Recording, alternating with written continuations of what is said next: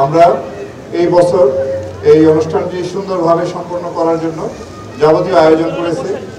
আমাদের র্যাবের টহল বিভিন্ন জায়গায় মোতায়েন আছে, সাদা পোশাকে আমাদের গোয়েন্দা বাহিনী তৎপর আছে এবং এছাড়াও বিভিন্ন মণ্ডপে আমাদের টহল দলগুলি নিয়মিত ভিজিট করছে।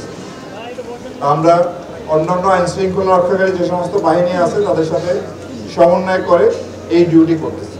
আমাদের র্যাপিড অ্যাকশন ব্যাটালিয়নের 15টি ব্যাটালিয়ন সারা দেশব্যাপী বিভিন্ন জেলায় পূজা উদযাপন কমিটির যারা সম্মানিত সভাপতি সেক্রেটারি আছেন তাদের সাথে সমন্বয় রেখে এই দায়িত্ব পালন করে আসছে।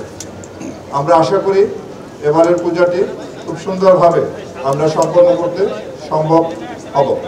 এছাড়াও আমাদের সাইবার টিম তারাও সার্বক্ষণিকভাবে সাইবার ওয়ার্ল্ড মনিটরিং করতেছে, যাতে কোনোভাবে কোনো দুষ্কৃতিকারীরা কোনো রকম গুজব ছড়িয়ে যাতে এই উৎসবের যে আমেজ সেটা যাতে কোনোভাবে নষ্ট করতে না পারে।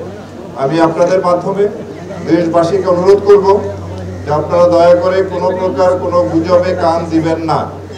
যদি সোশ্যাল মিডিয়ায় কোনো ধরনের কোনো খবর আসে সেটি অন্তত যাচাই করার মতো সময় আমাদেরকে দিবেন। যদি ওই খবর মিথ্যা হয় তবে ওই গুজবকারীর বিরুদ্ধে আমরা ব্যবস্থা নিব। আর যদি সত্যি সত্যি কোনো ঘটনা সোশ্যাল মিডিয়ায় আসে যা সত্যতা আছে সেটাও আমরা অনুসন্ধান করে ওর বিরুদ্ধে আইনানুগ ব্যবস্থা গ্রহণ করব। সুতরাং এই গুজবকারীরা যাতে কোনোভাবেই সফল না হয় সেদিকে আমাদের সতর্ক থাকতে হবে। আমরা জানি যে এই পূজা শুরু হওয়ার পর গতকাল থেকে কার্যক্রম শুরু হয়েছে। আমরা এই পর্যন্ত সারা দেশে বিচ্ছিন্ন কিছু ঘটনা ঘটেছে এবং প্রতিটা ঘটনায় আমরা আইনানুগ ব্যবস্থা নিয়েছি।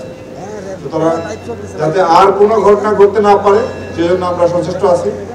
আমি পূজা উদযাপন কমিটির সমস্ত মণ্ডপের সভাপতি সেক্রেটারি সহ যারা আছেন তাদেরকে অনুরোধ করব আপনারা সার্বক্ষণিকভাবে ভলান্টিয়ার রাখবেন। দিনরাত 24 ঘন্টায় যাতে এই ভলান্টিয়াররা সেখানে কর্মরত থাকে।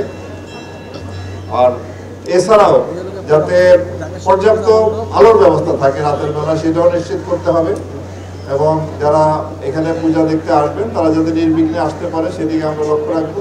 বিশেষ করে মা বোনরা এবং ছোট ছোট শিশুরাও প্রচুর সংখ্যায় এরা পূজা মণ্ডপে আসে।